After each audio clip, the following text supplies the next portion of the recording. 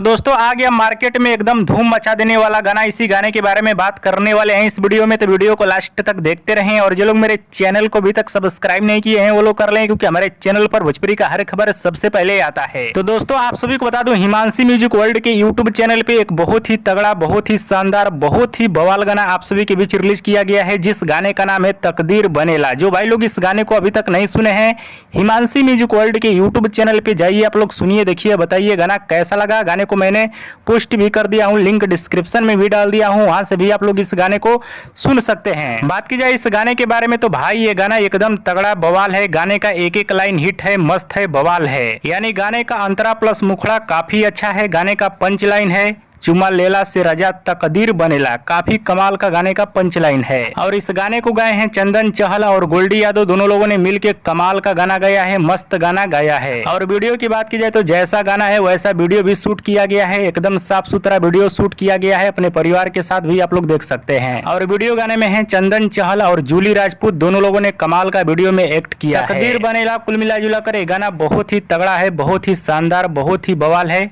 आशा ना बल्कि विश्वास है कि ये गाना आप सभी को जरूर पसंद आएगा। तो जाइए आप लोग हिमांशी म्यूजिक वर्ल्ड के यूट्यूब चैनल पे इस गाने को सुनिए, देखिए और बताइए गाना कैसा लगा। और दोस्तों वीडियो पसंद आया तो ज़्यादा लाइक करें, कमेंट करें, शेयर करें, सब्सक्राइब करें। धन्यवाद दोस्तों।